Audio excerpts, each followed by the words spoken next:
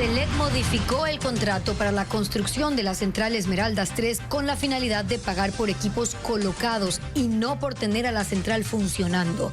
Esto explica que el Estado haya desembolsado 71 millones de dólares por una planta que no sirve. El presidente Daniel Noboa dispuso al Estado demandar a la empresa Progen en Estados Unidos por incumplimiento en 2 proyectos termoeléctricos, el Salitral y Quevedo, que debían producir 150 megavatios. El Estado no pudo comprar analgésicos, antiinflamatorios ni antibióticos durante la emergencia declarada al sector de salud. Son medicamentos básicos que se usan en todo tipo de tratamientos. 214,000 personas ya se han vacunado contra la influenza desde el 29 de noviembre. La campaña de inmunización se extenderá hasta marzo del 2026, especialmente para grupos vulnerables. Las autoridades de salud recomiendan el uso de mascarilla y el distanciamiento social durante las reuniones de Navidad y fin de año. El presidente Donald Trump declaró al fentanilo como arma de destrucción masiva y asegura que este fármaco mata entre 200 y 300,000 personas cada año. Las compras navideñas dinamizan el comercio del país desde las promociones en el Black Friday. Los artículos que en estos días adquieren los ecuatorianos son ropa, juguetes y alimentos. ¿Qué tal, amigos? Bienvenidos a Televistazo. Esta mañana el presidente Daniel Noboa en redes sociales anunció que el Estado ecuatoriano emprendió una demanda contra la empresa Progen en Estados Unidos que incumplió con la instalación de las termoeléctricas Salitral y Quevedo de 150 megavatios. El presidente Noboa escribió: sé que este tema ha generado preocupación a muchos ecuatorianos, por eso cuentan con mi decisión y determinación de acudir a todas las instancias hasta que exista reparación integral al país. La intención del Estado es buscar una indemnización por daños, pues la Contraloría en un examen especial determinó un perjuicio de 100 millones de dólares.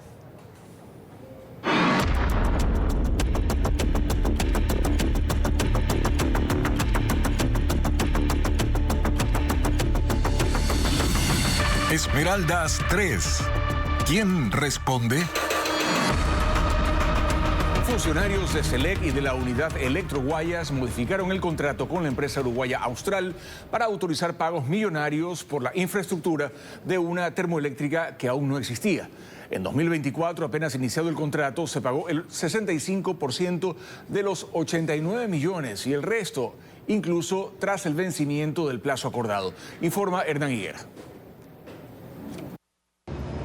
La Corporación Eléctrica del Ecuador, Select, tiene denunciada a la fallida empresa Austral por presunta delincuencia organizada por el contrato fallido de los generadores termoeléctricos que debían funcionar hace un año y hasta ahora no generan un solo megavatio en Esmeraldas. Lo que Select no dice es si en la demanda están incluidos sus funcionarios y los de la unidad de negocios Electroguayas, que a un mes de firmado el contrato para la compra de estos generadores, firmaron una adenda para el contrato y modificar los hitos y las formas de pago. El entonces administrador del contrato, Carlos Cali, dispuso al gerente de la unidad de negocios de Electroguayas pagar más de 4,5 millones de dólares sin que Austral tenga un solo tornillo en el país. Cali se encargó de verificar físicamente los equipos en Líbano, junto a un grupo de técnicos de apoyo, y fue quien, además, contrató a los fiscalizadores de la obra. Carlos Cali fue reemplazado por José María Estupiñán, quien el 24 de septiembre del 2024 asumió, y tan solo 15 días después solicitó el pago del 60% del monto del contrato, es decir, más de 53 millones de dólares, y Austral aún no había embarcado los generadores adquiridos, y menos había hecho el estudio de suelos en Esmeraldas. Más de 57 millones de dólares fueron pagados a Austral pese a los incumplimientos hasta esa fecha. 11 días antes del 27 de enero, día en el que supuestamente la termoeléctrica debía estar operativa, Austral pidió 3 meses de prórroga para hacer lo que en 6 meses no pudo. Aún así, le concedieron ese plazo e incluso el 11 de febrero atendieron su pedido para el pago de otro 25% en cuestión de días. Y para entonces ya empezaron a detectar las fallas en los equipos que se instalaban. En total, sin que la central funcione, el país pagó hasta ahora 71 millones a la dueña de estos equipos. Al menos 101 notificaciones de incumplimientos recibió la empresa responsable de instalar la termoeléctrica Esmeraldas 3. Y entre las observaciones que la Corporación Eléctrica del Ecuador detectó está el personal técnico de la compañía Austral que no acudía a laborar según la planificación de la obra. Diego Cuenca informa que en algunas ocasiones detectaron que equipos fueron extraídos sin autorización. La compañía Austral, responsable de instalar la termoeléctrica Esmeraldas 3 de 91 megavatios, recibió al menos 101 notificaciones por parte de la Corporación Eléctrica del Ecuador SELEC. Así consta en el informe que realizó el administrador del contrato de ese proyecto. Entre las observaciones que más destacan están las relacionadas con las operaciones en la obra. Entre el 9 y 13 de mayo, cuando la instalación de la central ya tenía un retraso de 4 meses, SELEC detectó que la tecnología de los reguladores automáticos de voltaje era obsoleta y pidió una solución definitiva para sincronizar 32 motores que no eran compatibles con el sistema eléctrico ecuatoriano. Desde el 23 de junio, SELEC constató que en la obra solo había un electricista de Austral, por lo que pidió que se incorpore más personal para cumplir con los plazos. El 28 de junio no había personal trabajando en el área de subestación, a pesar de que la planificación de esa semana incluía actividades importantes, lo que causó retrasos significativos. Entre julio y agosto, los trabajos se paralizaron, en medio del arbitraje que empezó Austral contra SELEC para resolver el conflicto. La empresa retomó las labores desde el 13 de septiembre, pero no presentó una nueva planificación de trabajo. El 23 de ese mes, la fiscalización de SELEC detectó que Austral había trasladado equipos de prueba fuera de la obra sin autorización ni registro, y 7 días después hizo pruebas sin autorización ni aviso al Operador Nacional de Energía SENACE. El 12 de octubre se reportó presencia de técnicos externos que no estaban acreditados para laborar en esa obra, mientras que el 21 de octubre se detectó que no hubo personal técnico. Solo estaban los guardias que cuidaban la central. Un día después se confirmó la paralización total de los trabajos. La termoeléctrica Esmeraldas 3 debió estar operativa en enero de ese año y 11 meses después se conocieron estas irregularidades.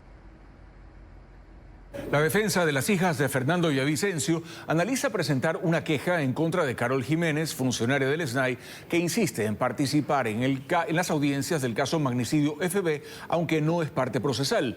Ella fue sentenciada en 2019 por ingresar artículos prohibidos a la cárcel.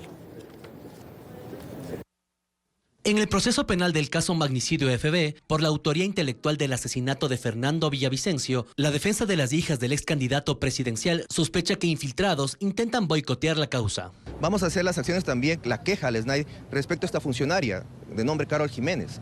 ¿Por qué la insistencia de querer participar dentro del proceso de Fernando Villavicencio? Llama la atención que todavía sigan estas personas que tienen un turbio pasado dentro de la administración pública y que quieran ensuciar el caso Fernando Villavicencio. La funcionaria a la que se refiere, que aquí aparece junto a alias Fito en una audiencia de extradición, es una abogada que fue detenida en 2019, cuando intentaba ingresar artículos prohibidos a la cárcel del Inca en Quito. Según el sistema de la función judicial, fue sentenciada a 1 año de prisión. El informe de la policía indicó: se le ha encontrado en su brasier pegado con cinta adhesiva un chip de la operadora Movistar. En la pretina del pantalón se le encontró dinero. Es por ello que ha sido aprehendida. Patricio Rosero, abogado de Tamia y Amanda Villavicencio, analiza presentar una queja en el SNAI porque, dice, la abogada Jiménez, pese a no ser parte procesal, insistió en intervenir en la fallida audiencia para vincular a 3 cabecillas de los Lobos. Y también quiso estar presente en las versiones del caso. Demasiadas coincidencias que ya rayan, creo, en una articulación o una narrativa. Yo la veo mafiosa. Consultamos al SNAI sobre el hecho. Respondieron: en el caso Villavicencio, cualquier consulta relacionada con investigaciones, presuntas de interferencias o responsabilidades debe ser dirigida a la Fiscalía General del Estado, que es la entidad facultada para determinar si existe o no alguna irregularidad dentro del proceso. El SNAI no es un órgano investigador, ni tiene atribuciones para pronunciarse o calificar actuaciones dentro de un proceso penal. Televistazo contactó a Carol Jiménez por correo electrónico. No obtuvo respuesta. La atención se concentra otra vez en la frontera norte, en Sucumbíos. El ejército reforzó su presencia tras alertas de choques armados registrados en zonas colombianas cercanas al límite con Ecuador. La respuesta incluye el sobrevuelo de 3 aeronaves y patrullajes de uniformados tanto en las vías como en áreas montañosas. La frontera norte vuelve a encender las alarmas en Sucumbíos. Información de inteligencia sobre posibles choques entre estructuras irregulares en territorio colombiano a apenas 10 kilómetros de la parroquia La Bonita en Ecuador llevó a las Fuerzas Armadas a reforzar su despliegue en esta zona. Aquí se incrementó la presencia en tierra con tropas del Grupo de Caballería número 36 Yaguachi, el Batallón de Infantería Mayor Galo Molina y la Brigada 19 Napo. Los uniformados avanzan a pie y se internan en áreas montañosas en coordinación permanente con 3 helicópteros que dirigen las operaciones desde el aire. El objetivo es contener cualquier intento de desplazamiento hacia Ecuador en un escenario donde 2 grupos armados se disputan el control de territorio colombiano. Son de los comandos de la frontera o es una disidencia del Frente Oliver Sinisterra que también se está haciendo pasar por comandos de la frontera. Estamos descartando todas esas actividades, pero definitivamente son 2 grupos armados colombianos los que tuvieron el enfrentamiento. Sabemos extraoficialmente que sí hubieron bajas. Los sobrevuelos son un soporte clave para el rastreo. Desde el aire monitorean la densa vegetación y los caminos de segundo orden que conectan otras poblaciones fronterizas como Santa Bárbara, La Fama, La Sofía, La Barquilla y Rosa Florida en Sucumbíos. Y los equipos de combate están desplegados en todo el sector fronterizo, parte de las montañas donde se presume que existiría algún tipo de indicio de personal insurgente. Sin embargo, hasta el momento hemos descartado la presencia aquí en la jurisdicción. Este lunes, los comandantes de la Brigada 31 Andes y del Grupo Cabal de Ipiales en Colombia mantuvieron una reunión en Tulcán para intercambiar información de inteligencia militar sobre la operatividad de grupos armados en la frontera.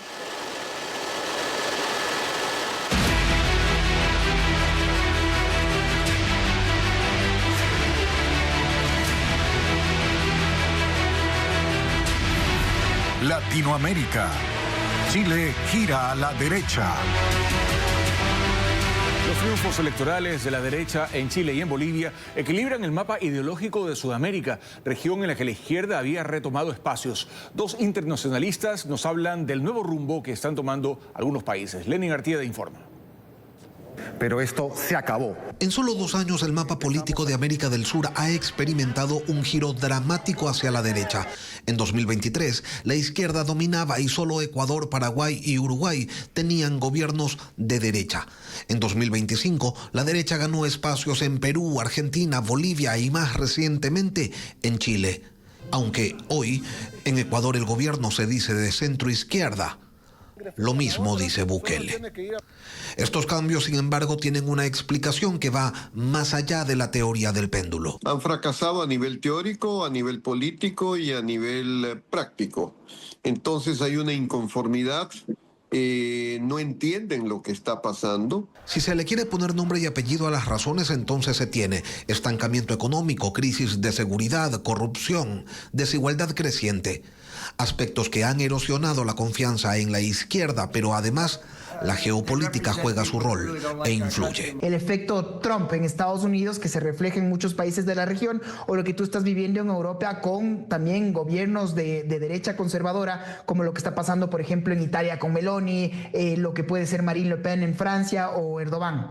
El problema en la región ha sido que las olas de cambio ideológico tienen vida corta y una de las razones radica en cómo los gobiernos gestionan el poder. Llega un Mauricio Macri para acabar con la era de Kirchner, pues después llega Kirchner para acabar con Macri y ahora llega un Milei para dejarla presa y arrestada a todo el peronismo. Tienes un Lula da Silva que está gobernando mientras Bolsonaro está ahora preso y cuando Bolsonaro era presidente, pues Lula era el que estaba preso. Más allá de los resultados, hay un aspecto a considerar. Y es que estos ya no son tiempos en los que la sociedad vota movida por los conceptos. Votar ideológicamente significa no me importa lo mal que estoy viviendo y voy a vivir con tal de que mis ideales sigan adelante. Eso es el voto ideológico. Eso no es el voto actual. El voto actual es yo tengo estas necesidades, quiero respuesta. Me da este sector político respuesta. Yo voy con ese sector. Si esto explica los cambios bruscos de izquierda a derecha y viceversa, lo que no tiene explicación es que la política no se dé cuenta de que estos movimientos son poco más que la expresión de una demanda de cambio real en lo económico, en seguridad, una demanda de soluciones. Y mientras ese otro despertar no ocurra, el mapa se pinta, se destiñe y se despinta.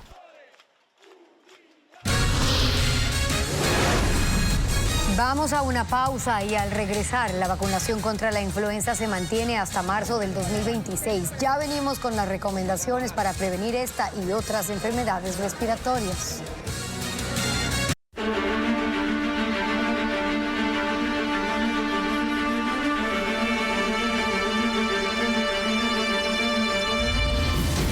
La supergripe. ¿Cómo protegernos? La campaña de vacunación contra la influenza se extenderá hasta marzo del 2026 a grupos vulnerables y esta es una de las principales medidas de prevención según el Ministerio de Salud y especialistas. Se suma el uso de la mascarilla, el distanciamiento social durante las reuniones de Navidad y fin de año. Lo informa Luis Alfredo Zúñiga. Aunque no se han reportado casos de la variante K de la influenza AH3N2 en Ecuador, genera preocupación en los ciudadanos. Las autoridades y especialistas han ratificado que hay cómo prevenir la denominada supergripe y empieza con la vacunación, que atenúa síntomas y evita complicaciones. 214.000 personas ya se la han aplicado desde el 29 de noviembre y aún hay plazo hasta marzo del 2026. Pueden acudir grupos de riesgo, es decir, niños y niñas de 6 meses a 6 años, adultos mayores, mujeres embarazadas, personas con enfermedades crónicas, inmunosupresión o discapacidad, sus cuidadores y personal de salud. Ellos pueden acercarse a los 1.935 centros de salud del Ministerio de manera gratuita en todo el país. Nuestros niños de 6 a 11 meses de edad necesitamos aplicarle 2 dosis y para ellos es importante que actualmente vengamos a vacunarlos también. Hay más formas de cuidado. Los doctores recomiendan el lavado de manos y en las reuniones de diciembre usar mascarilla y distanciamiento de 2 metros con otras personas, porque en estas reuniones el riesgo de contagio aumenta. Cuidados que se deben mantener en lugares de concurrencia masiva como centros comerciales. Y considerar que si hay una persona enferma, tratar de que llegue a un diagnóstico y sea en lo posible evitar reuniones con esa persona. La llegada de migrantes desde países con casos confirmados como España, Estados Unidos y otros aumenta el riesgo de contagio. Por ello la importancia de la prevención. De momento no se han reforzado controles en aeropuertos, aunque personal de aduana, por ejemplo, usa constantemente mascarilla. Solamente las aeromosas 2 creo que tenían puestas ellas, pero en realidad no. En cuanto a la vacunación, el Ministerio de Salud cuenta con 4.5 millones de dosis. Algunos medicamentos e insumos esenciales no han podido adquirirse dentro de la declaratoria de emergencia porque esos procesos fueron declarados desiertos. Tanto en el IES como en los hospitales del Ministerio de Salud Pública, los procesos de adquisición no logran los resultados que espera el gobierno para superar la crisis. Informa Carla Delgado. Solo el 33% de los procesos de compra de medicamentos e insumos dentro de la emergencia sanitaria se han concretado. Eso agudiza la crisis en el sistema público de salud. El impacto directo lo sufren los usuarios, quienes cada vez deben invertir más dinero para continuar con sus tratamientos. En América Latina, digamos, es tolerable. Los países que tienen sistemas de salud más funcionales gastan entre 8 y 9%. Los ecuatorianos estamos por sobre 35% de gasto de bolsillo. Lo más preocupante es que los procesos de compra declarados desiertos incluyen medicamentos esenciales para el manejo hospitalario. Según un documento al que tuvo acceso Televistazo, en el que se detallan los procesos de adjudicación fallidos del Ministerio de Salud Pública, indica que no recibieron ofertas o las presentadas estaban fuera de los plazos establecidos. Entre los medicamentos críticos declarados desiertos se encuentran, por ejemplo, la lidocaína líquida, utilizada para controlar el dolor durante procedimientos quirúrgicos o médicos, o la dexametasona oral, un medicamento utilizado para aliviar la inflamación. Está también la ampicilina sólida parental, indicada para tratar infecciones bacterianas, o la morfina líquida, empleada en el tratamiento de dolor crónico. Por otro lado, la adquisición de insumos médicos también ha sido compleja. Según la Asociación Ecuatoriana de Distribuidores e Importadores de Productos Médicos, entre el Ministerio de Salud y el IES, necesitaban alrededor de 10.000 dispositivos médicos. Pero dentro del marco de la emergencia, solo se ha logrado adquirir el 10% de los insumos. Estamos hablando desde equipos de protección, porque de hecho las cantidades que pedían, que se hacen en fabricación nacional, era imposible entregarlas en 7 días. y eso genera riesgos para los pacientes y los profesionales de la salud. A pesar de la gravedad de la situación, ni la vicepresidenta María José Pinto ni el presidente del IE se han pronunciado públicamente sobre los problemas derivados de la emergencia sanitaria. El Consejo de Participación Ciudadana aprobó la lista de candidatos de la cual se elegirán los 10 comisionados de selección para el concurso de fiscal general. La mayoría de los postulantes no alcanzan el 50% del puntaje requerido. Con 3 sorteos, el Consejo de Participación Ciudadana y Control Social elegirá de este listado de 15 mujeres y 15 hombres a los 10 comisionados de selección del concurso de fiscal general. Personas que en su mayoría alcanzaron puntajes de 25 hasta 14,5 sobre 50 y sobre quienes recaerá la responsabilidad de elegir al próximo titular de la acción penal. En hombres apenas hay una persona que supera los 40 puntos. Y en mujeres hay una sola persona que está con 44 puntos, los demás están bajo. Y eso es lo que nos preocupa, porque en el sorteo pueden esas personas que tienen el menor puntaje ser las personas que llegan a conformar la Comisión Ciudadana. Más allá de los puntajes obtenidos, la Comisión Cívica de Seguimiento al Concurso denuncia falta de cumplimiento de requisitos, pues desde la fase de admisibilidad se cometieron irregularidades. De los 69 postulantes, solo 20 cumplían los requisitos de experiencia. El Consejo admitió 38. 14 continúan en el proceso y tienen las mismas posibilidades que aquellos que cuentan con la experiencia y conocimientos para integrar la comisión. No tienen formación específica en temas relacionados a la gestión pública o al derecho penal. Espinel asegura que el incumplimiento del reglamento en el que incurrió el Consejo podría traer consecuencias que lleven a este concurso a más retrasos. Aquí, si es que alguno de los postulantes a la Comisión Ciudadana de Selección considera que algo se ha hecho mal, podría acudir ante un juez. Implicaría que probablemente el proceso se detenga, que el proceso tenga que volver a cierta etapa. De acuerdo al reglamento del Consejo de Participación Ciudadana, una vez que la Comisión Ciudadana de Selección se integre, tendrá 6 meses para designar al próximo fiscal general, tiempos que el propio Consejo ha incumplido en sus últimos concursos. Una pareja de venezolanos fue asesinada en el norte de Guayaquil, mientras que en la provincia de Los Ríos 4 personas fueron acribilladas en un motel. Merlin Ochoa con la información. Una pareja de nacionalidad venezolana fue asesinada a tiros la noche de lunes en la vía Daule, a pocos metros de la terminal terrestre de Pascuales. José Jiménez y Yoxani Velastegui trabajaban en una tricimoto y esperaban pasajeros cuando sicarios en moto los atacaron a las 9 de la noche. Durante un operativo posterior, la policía capturó a un sospechoso y halló bombas molotov, dinero y panfletos en su vivienda. Un guardia de seguridad fue asesinado dentro de una gasolinera del bloque 22 de Flor de Bastión, en medio de clientes que huyeron al escuchar los disparos. El crimen ocurrió alrededor de las 9:15 de la noche en el noroeste de Guayaquil, cuando sujetos vestidos de negro llegaron en moto y lo balearon. Criminalística encontró 5 restos de bala. La víctima no tenía antecedentes penales. 4 personas fueron asesinadas dentro de un motel en Urdaneta, en la provincia de Los Ríos. El ataque ocurrió la tarde del domingo. Las parejas habían llegado a las habitaciones cuando una camioneta robada ingresó al lugar con 4 sicarios. Los asesinos fueron a la primera habitación. Ahí mataron a una menor de 17 años y un joven de 19. Luego avanzaron al otro cuarto, donde la mujer logró huir y el hombre de 23 años, que estaba armado, abatió a uno de los sicarios, pero enseguida fue asesinado por los otros 3 delincuentes. Según las autoridades, ninguna de las víctimas tenía antecedentes penales. Más adelante en Televistazo, la frontera sur de Ecuador se refuerza luego de que autoridades peruanas intentaron deportar a migrantes irregulares. Ampliamos la noticia en minutos. La estrategia militar contra las organizaciones criminales se mantendrá pese a cuestionamientos por falta de resultados. En una ceremonia de entrega de vehículos y equipamiento para el ejército, el presidente Daniel Noboa dijo que seguirá la guerra declarada por el gobierno contra el crimen organizado. Paul Romero tiene las declaraciones del primer mandatario.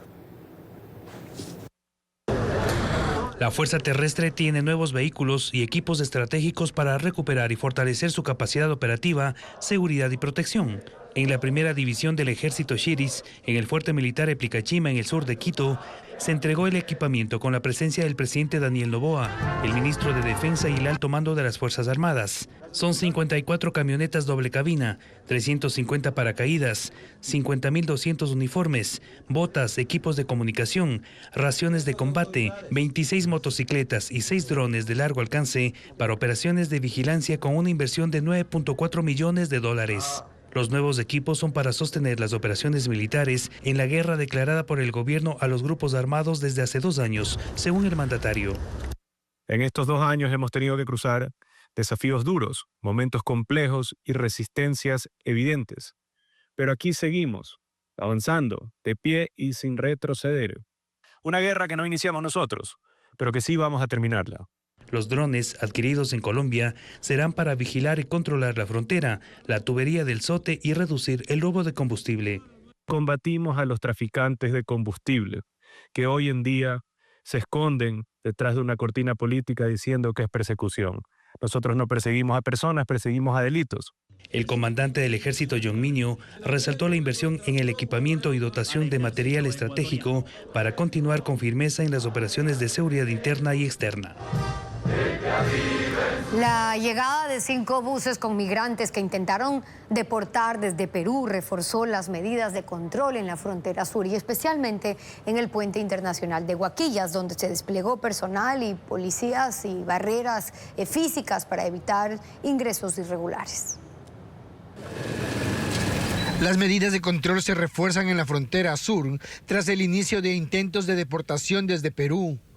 Vallas metálicas y al menos 20 policías del distrito Huaquillas en El Oro se desplegaron en el puente internacional que une a Ecuador y Perú. La alerta se activó este lunes cuando 5 buses escoltados por la policía peruana llegaron al límite fronterizo con cerca de 200 ciudadanos venezolanos y colombianos.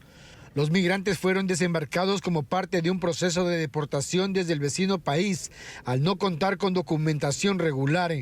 Del lado ecuatoriano, las autoridades cerraron el paso y exigieron el cumplimiento del protocolo de salida obligatoria, lo que encendió la tensión en el puente internacional. La Policía Nacional pidió que los extranjeros sean trasladados al Centro Binacional de Atención Fronteriza, CEBAT, para realizar el proceso correspondiente, que incluye la presentación de la visa de visitante temporal de transeúnte. Estamos nosotros al pendiente, se encuentra realizando las coordinaciones necesarias, tanto con Cancillería como con Migración, para que justamente si estas personas pues ingresan, lo hagan por los pasos regulares. Desde muy temprano este martes, agentes de la Policía ecuatoriana iniciaron controles aleatorios de documentos como parte del refuerzo de seguridad en la frontera sur. Medidas similares se adoptaron en otros pasos fronterizos de Loja y Zamora. Pero el control fronterizo enfrenta un desafío mayor. A lo largo de los 69 kilómetros de frontera entre Ecuador y Perú, existen más de 30 pasos clandestinos. Desde el aire se pudo constatar cómo grupos de personas cruzan a pie los 6 metros del canal internacional, ingresando al país por rutas ilegales, lejos de las vallas, los uniformes y los controles oficiales.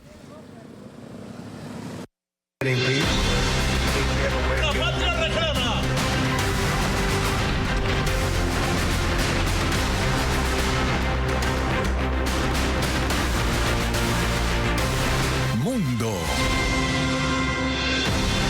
El presidente de los Estados Unidos, Donald Trump, declaró al fentanilo como arma de destrucción masiva. Firmó un decreto ejecutivo que faculta al Departamento de Guerra a apoyar a la policía y faculta también a agencias de inteligencia a desplegar más acciones contra narcotraficantes. Drogas en los Estados Unidos tiene ahora otro elemento, la declaratoria del fentanilo como arma de destrucción masiva.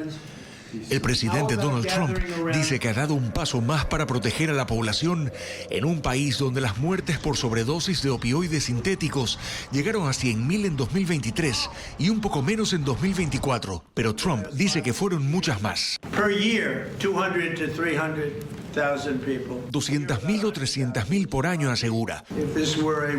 Y dice que si esta fuera una guerra, sería una de las peores por la cantidad de muertos. El gobierno estadounidense registra que las acciones contra las drogas en la frontera con México han permitido reducir en un 50% el tráfico de fentanilo. Y con este decreto establece que el secretario de Guerra y el Departamento de Seguridad Nacional deben actualizar las directrices sobre la respuesta de Fuerzas Armadas e incluir la amenaza del fentanilo ilícito. Además, se permite a las agencias de inteligencia desplegar contra los narcotraficantes herramientas que normalmente se reservan para combatir la proliferación de armas. Analistas ven que con esto se legitima la utilización de elementos de fuerza muy graves, lo que bien puede intensificar acciones militares contra las drogas luego de la declaratoria de los carteles de narcotráfico como organizaciones terroristas extranjeras y los ataques a embarcaciones en el Caribe. Ahmed Al-Ahmed, un musulmán de origen sirio, desarmó a uno de los atacantes en el tiroteo en una playa de Australia. El hombre, que estaba en una cafetería cuando ocurrió el atentado, se abalanzó contra uno de los sujetos y le quitó su fusil. Su acción lo ha llevado a ser reconocido como un héroe, pero no fue el único que se enfrentó a los terroristas. ¿Qué está pasando? Pero no sé qué. En medio del intenso tiroteo que dos terroristas iniciaron en Bondi Beach el domingo durante una celebración judía, surgió un héroe inesperado. Un hombre que totalmente desarmado se lanzó hacia uno de los pistoleros por la espalda, le arrebató el fusil y lo obligó a huir. Se llama Ahmed Al-Ahmed, un hombre de origen sirio que llegó a Australia en 2006. Es dueño de una frutería, pero tomaba café en la zona cuando ocurrió todo. Mi hijo es un héroe, sirvió en la policía y en las fuerzas de seguridad centrales de Siria. Tiene el impulso de proteger a la gente, dijo su padre. Ahmed desarmó a uno de los atacantes, pero el otro le disparó hiriendo su brazo y hombro. Ahora se recupera en el hospital. Él y su familia son musulmanes. Su padre dice que arriesgó su vida para salvar inocentes, sin importar nacionalidad o religión. El primer ministro, Anthony Albanese, lo visitó este martes. Dice que su acción salvó muchas vidas y lo catalogó como un héroe verdadero. Una pareja de esposos también es reconocida por su valor en el tiroteo. Boris y Sofía Gorman, un matrimonio de origen ruso de 69 y 61 años, también se enfrentaron a uno de los pistoleros. Pasaron junto al carro de donde se bajó Sajid Akram armado. La pareja, al notar sus intenciones, se lanzó sobre él. Boris lo desarmó y tiró al piso durante unos segundos, pero el sospechoso se levantó, recuperó el rifle y los asesinó. Robin Morrison fue otro civil que luchó para defender a quienes huían del tiroteo. Lanzó ladrillos contra los pistoleros, pero fue alcanzado por un disparo y murió. El gobierno australiano reconoce el valor de estos héroes, su sacrificio y acción desinteresada en medio de la tragedia. Una réplica de la Estatua de la Libertad se desplomó durante un temporal en Porto Alegre, Brasil. Vientos de 90 kilómetros por hora y más derribaron la estructura en la ciudad de Gaíba. La figura de 24 metros de altura cayó en un parqueadero muy cerca de un vehículo, pero no se reportaron víctimas. Luego de la pausa, el aumento del sueldo básico para el próximo año también incrementa las multas de tránsito y las pensiones alimenticias. Ya le contamos cuáles serán los nuevos valores. Desde el próximo año regirá el nuevo sueldo básico, que será de $482 tras un acuerdo entre representantes de empleadores y trabajadores. Sí, y con esto se incrementa también el cálculo para las multas de tránsito, pensiones alimenticias y los aportes al IES. María Gabriela Carpio nos explica cómo quedan esos valores. Desde enero de 2026, el sueldo básico subirá de $470 a $482. Este ajuste también eleva automáticamente el valor de multas y otras obligaciones económicas.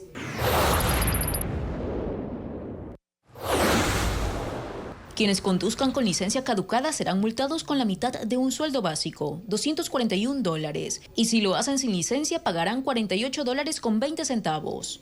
Las multas por exceso de velocidad moderado o pasarse por un semáforo en rojo quedan en $144.60. Si se usa el celular mientras conduce o se estaciona en un lugar prohibido, deberá cancelar $48.20. Quienes manejen bajo efectos del alcohol deberán pagar $482 para el nivel de alcohol más bajo y hasta $1.446 para el más alto. En el caso de Quito, por infringir el pico y placa se pagará $72.30. El mismo valor para los conductores que no exijan a sus pasajeros el cinturón de seguridad.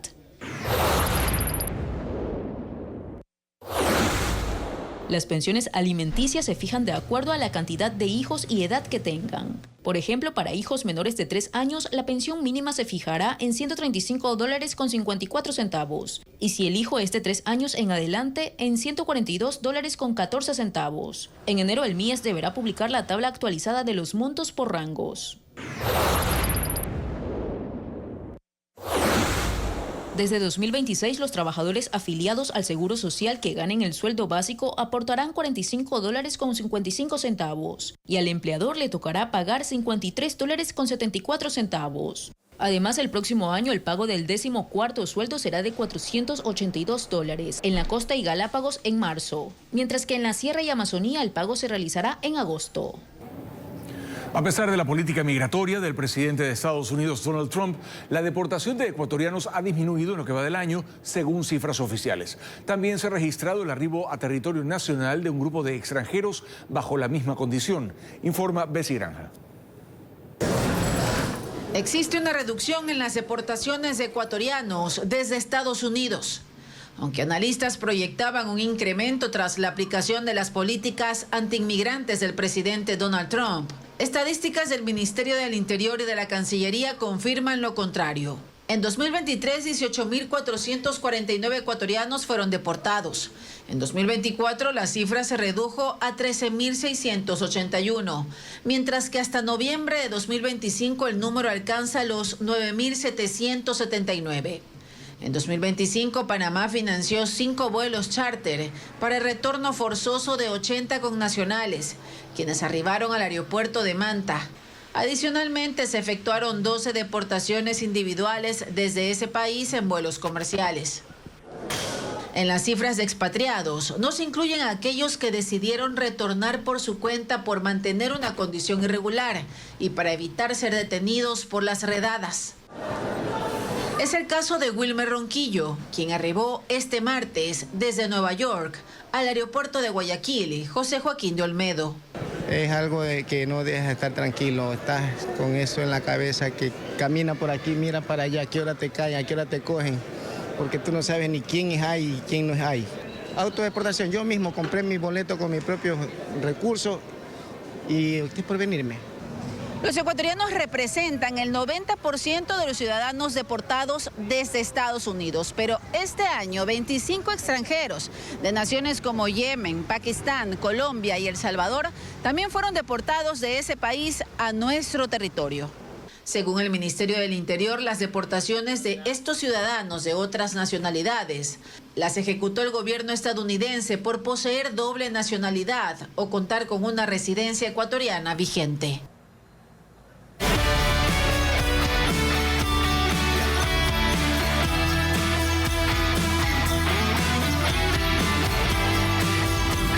Ecuador se contagia de Navidad. Las compras navideñas dinamizan el comercio. De hecho, los ecuatorianos comenzaron a adquirir regalos desde Black Friday y esto ha provocado un incremento en las ventas en comparación al 2024. Estefanía Arias nos cuenta también qué es lo que más compramos los ecuatorianos por Navidad. Así de repletas pasan las zonas comerciales del país durante diciembre, porque las compras navideñas ponen a correr a los ecuatorianos. Por ejemplo, en el sector de la Bahía de Guayaquil, veredas y pasillos repletos de personas que buscan adquirir desde zapatos hasta electrodomésticos. La Cámara de Comercio de la ciudad afirma que las ventas de la época empiezan realmente a fines de noviembre, con las promociones de Black Friday y Cyber Monday. Para los comerciantes, también los últimos meses representan el 40% de las ventas del año, pues incrementan por el pago del décimo y bonos navideños. Por general, en los 15 días últimos sí despegan las ventas. Esperemos que este fin de semana ya las ventas se mejoren, llegue al 100% por lo menos. De manera acumulada, las ventas totales de enero a noviembre de 2025 alcanzaron un total de $231.530 millones, lo que representa un 8,9% más que en el 2024, que fue de $210.924 millones. Un estudio de la empresa de investigación de mercado Kantar, publicado por la revista Forbes, señala que los ecuatorianos destinan de su presupuesto entre $50 a $300 $100 para regalos y que en Ecuador un 88% de personas prefiere visitar las tiendas físicas para aprovechar las promociones durante esta temporada. Nosotros tenemos promociones, un vino como tal vale 12, 2 en 20, 3 en 28. Tenemos también billeteras y relojes en $6 y 2 por 10 a partir de 2. Pero, ¿qué es lo que más compran los ecuatorianos? Según Kantar, en primer lugar está la ropa. Le siguen juguetes y alimentos, como dulces, canastas navideñas. Y finalmente están los zapatos y las bebidas alcohólicas. No en vano, en Cuenca se realizó un festival del vino donde asistieron decenas de personas. Un comportamiento que coincide con otro dato del mismo estudio. El 62% de los ecuatorianos hace sus compras navideñas en supermercados, seguido por los almacenes y al final emprendedores o pequeños locales. Por eso en Quito se organizan ferias donde se promueve el comercio local. Lo que sí es que este año el consumidor de Ecuador se ha mostrado más consciente y selectivo, dice Kantar, porque prioriza el valor emocional y el presupuesto. La Navidad se acerca y aumentan las celebraciones en el mundo. El Vaticano encendió su árbol en la Plaza de San Pedro, mientras que en España y Líbano hay fiestas y desfiles que alegran las calles. Merlis González con las imágenes. La Plaza de San Pedro en el Vaticano se iluminó con el encendido del árbol navideño y la inauguración de un pesebre tamaño real. El árbol es un abeto de 25 metros de altura, decorado con cientos de miles de luces. Mientras que el nacimiento presenta elementos arquitectónicos de la región de Campania, así como figuras clásicas de Belén. El evento incluyó una ceremonia religiosa, la actuación de una banda y coro vestidos con trajes tradicionales del Tirol del Sur, la región del norte de Italia.